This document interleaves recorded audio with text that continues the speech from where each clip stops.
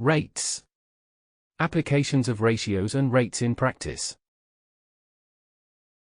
In this math tutorial, you will learn 1. What are rates? Where do they differ from ratios? 2. What is a unit rate?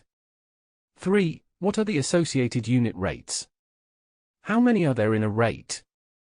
4. What is the rate of a quantity change? What is the common quantity in all rates of change? 5. What are some applications of rates in practice? 6. What is the golden ratio? How to find it? 7. What is the Fibonacci sequence?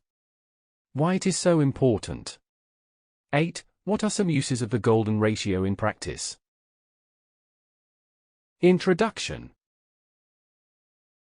What do you understand by the term water flow rate? What about interest rates in banking? Do you know what they mean? Could you produce a list of numbers where the next number is obtained from the sum of the previous two? Are you good at physics? If yes, how do you define velocity and acceleration? What about power? Induced electromotive force?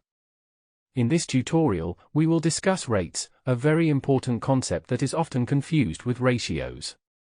Hence, a significant number of examples are provided to clarify the misconceptions that are associated with this term.